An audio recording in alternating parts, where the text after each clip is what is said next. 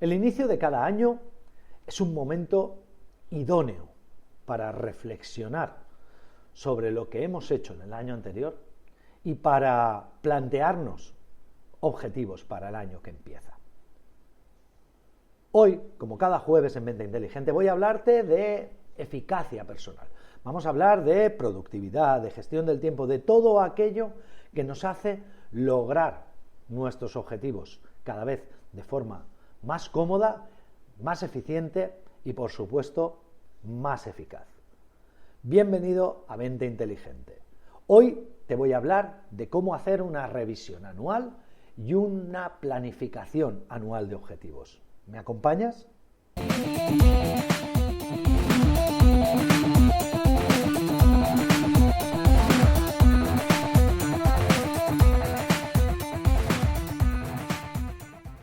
Cada año, al principio del año, la gente suele hacer esos propósitos de año nuevo. Es algo bastante habitual que además suele suceder también. Hay gente que los hace en enero, con el año nuevo, y hay gente que los hace en septiembre, justo después de las vacaciones, cuando empieza el curso escolar. El concepto es exactamente el mismo, es decir, es un cierre de un ciclo y el inicio de un ciclo nuevo en el que parece que hacemos tabula rasa, en el que hacemos borrón y cuenta nueva.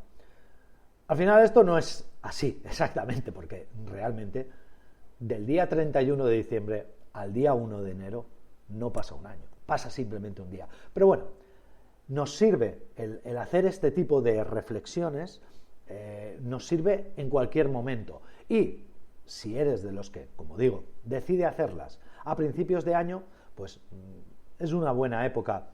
No sé si el día 1, pero sí durante el primer mes del año reflexionar lo que hemos hecho el año anterior, reflexionar qué hemos logrado, qué no hemos logrado, por qué motivos no lo hemos logrado y de esa forma planificar para este año qué debo seguir haciendo, qué debo dejar de hacer y qué cosas que no hago todavía debería empezar a hacer. La revisión anual sirve para poner en perspectiva lo que hemos hecho y tomar impulso para lo que debemos hacer. Al final, quien no conoce la historia está condenado a repetirla. Y la diferencia entre predecir y adivinar es que, en lo primero, se requiere revisión del pasado. Yo te voy a explicar por qué deberías hacer este tipo de revisión y planificación. Al final es un ejercicio, como llaman en deporte, es un complex. Es un ejercicio que lleva dos tareas o dos subrutinas distintas o dos subproyectos distintos, como prefieras llamarlo, ¿de acuerdo? Pero, ¿por qué hacerlo? Pues porque al final revisar todo lo que hemos hecho durante el año nos puede ayudar a predecir nuestros resultados el próximo año o dónde deberíamos enfocarnos. Además, hacer una revisión completa de todo un año evita el sesgo de oportunidad o también llamado sesgo de cercanía. Y es que a menudo, cuando miramos acontecimientos recientes, eso nos condiciona. Esto, además, Mira, te voy a contar una cosa. Hace poco leí en el Lean Six Sigma Institute un estudio que han hecho diciendo que entre el 45 y el 55% de las actividades que se llevan a cabo en una empresa son no planificadas o directamente no relevantes, no útiles para el negocio. Esto es importantísimo. Estamos diciendo que el 50% de lo que hace una empresa o bien no sirve para nada o bien no lo habían definido antes. Es decir, no les ayuda directamente a obtener sus objetivos. Esto está muy relacionado también con la famosa matriz de Eisenhower y de los hábitos de la gente altamente efectiva y todas estas cosas, aunque yo no soy muy partidario del libro de Stephen Covey y no soy muy partidario de la matriz de Eisenhower, pero sí es cierto que al final, detrás de todos los conceptos de eficacia personal, hay un mismo concepto, y es que deberías centrarte en hacer aquello que te va a ayudar o que te va a acercar a tus objetivos. Pero claro, ¿cuáles son tus objetivos?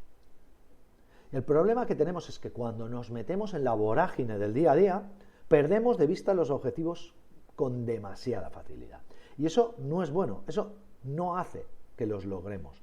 Y por supuesto, luego, si revisamos, no nos deja satisfechos.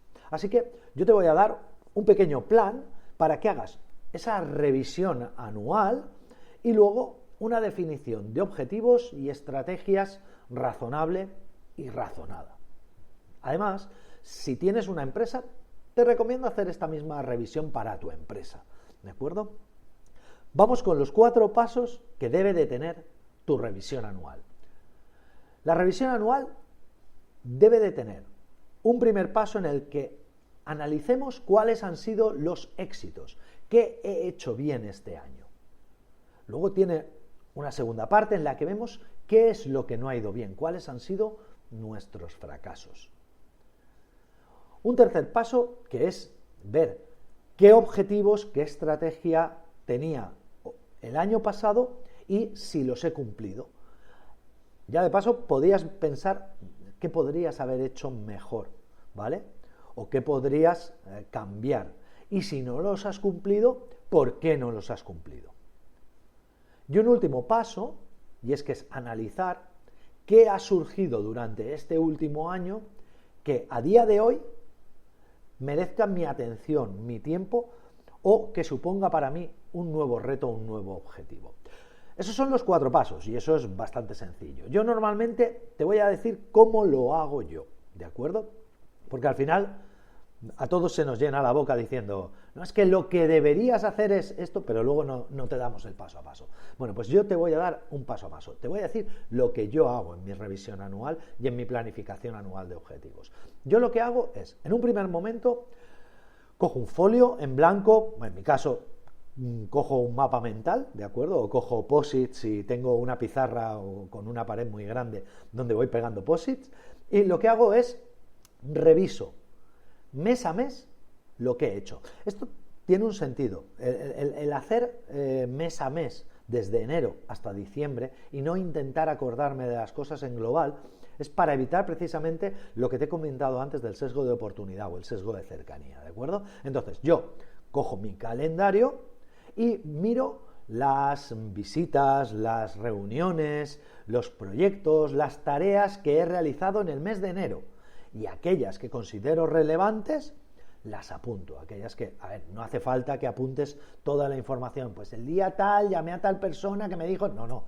Pon, he hecho, pues por ejemplo, he hecho 10 llamadas a clientes relacionadas con 3 proyectos. O tuve una reunión en la que presenté un nuevo proyecto a la dirección tal. O, ¿de acuerdo? Al final de lo que se trata es, como digo, de ver un poco agregado, acumulado, una serie de datos que pueden ser relevantes, sobre todo para saber si lo que estás haciendo o lo que has hecho realmente tiene o no mucho que ver con los objetivos, ¿de acuerdo? También yo suelo estructurarlo mucho pues en el mes de enero tuve 11 reuniones, 3 presentaciones de proyecto y 4 llamadas telefónicas. En el mes de febrero tuve tantas reuniones, tantas presentaciones, tantas llamadas telefónicas, tantas reuniones por videoconferencia.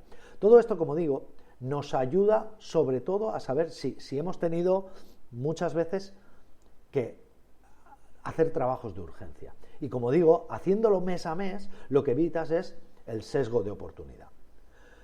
Cuando he terminado con mi calendario, lo siguiente que hago es abrir mi gestor de proyectos.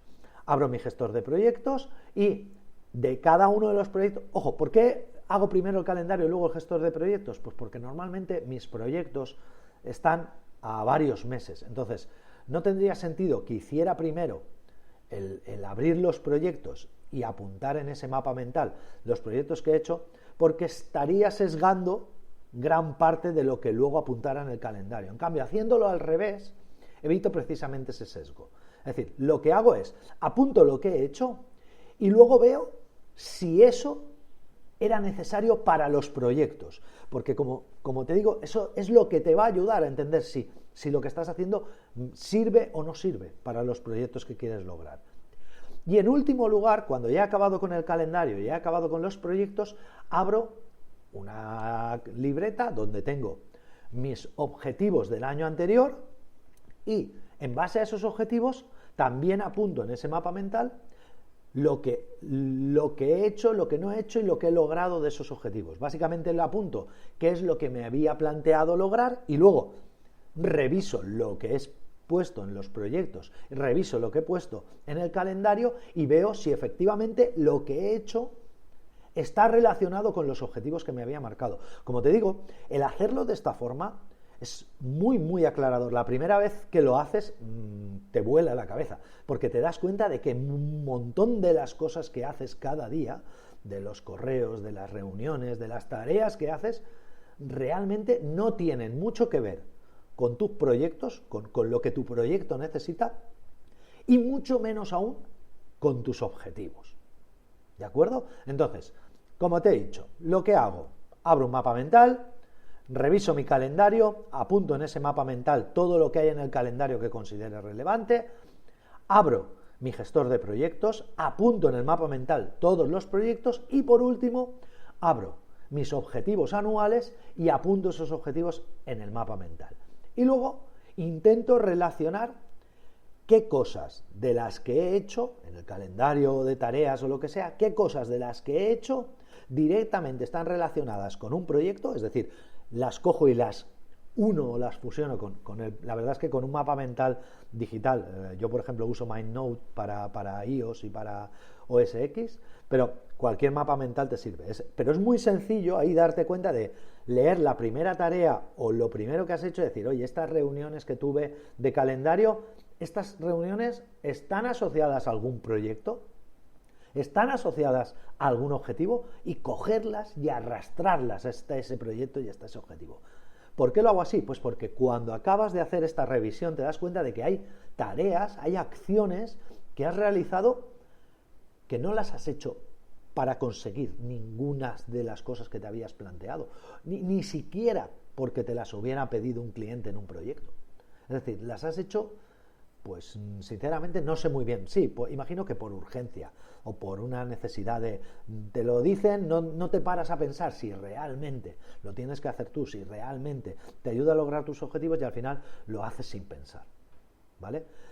Una vez que tengo hecho todo eso, pues de las tareas que se me han quedado sin enlazar a ningún proyecto o a ningún objetivo, lo que miro es si corresponden a algún proyecto o algún objetivo que me gustaría tener en este nuevo año. Y automáticamente lo que creo es una nueva hoja de objetivos anuales y en esos objetivos anuales lo que apunto es, oye, ¿qué objetivos, por ejemplo en este caso de 2021, querría o tengo que arrastrar a 2022? Y lo paso a la hoja de 2022. ¿Qué objetivos o proyectos que tengo en 2021 tengo que arrastrar a 2022? Pues los arrastro. Esos proyectos que he arrastrado, ¿a qué objetivo están asociados? Y lo asocio. Y luego, de esas tareas que se han quedado sin objetivo o sin proyecto, pero que considero que son interesantes, pues genero un objetivo o genero un proyecto. Yo normalmente trabajo con OKRs, es decir, cuando me pongo un objetivo anual, lo único que marco luego son pues unos resultados clave que quiero lograr y esos resultados clave me los pongo en mi gestor de proyectos para intentar lograrlos de alguna forma. ¿De acuerdo? Eso ya lo dejo a tu elección. Si te interesa el tema de los OKRs, que es como yo trabajo, a final de esta semana, estamos a primeros de enero, a finales de esta semana, es decir, a mediados de enero o así, si entras en Mente Inteligente, verás que hay un curso de introducción a los OKRs, es decir, cómo definir y alcanzar tus objetivos con la metodología OKR, que ya te digo, es la que yo utilizo, es la que hoy en día utiliza muchísima gente, sobre todo grandes startups, grandes empresas tecnológicas. Google usa OKRs, Apple usa OKRs, Facebook usa OKRs, en general casi todas las grandes empresas ya han pasado de los KPIs a los OKRs. Como digo, si te interesa el tema de los OKRs, échale un vistazo a este curso que hay en Mente Inteligente, y si no, como mínimo, haz estas acciones que te he dicho para revisar tu año anterior y planificar este nuevo año. Muchísimas gracias por haber llegado hasta aquí y hasta mañana.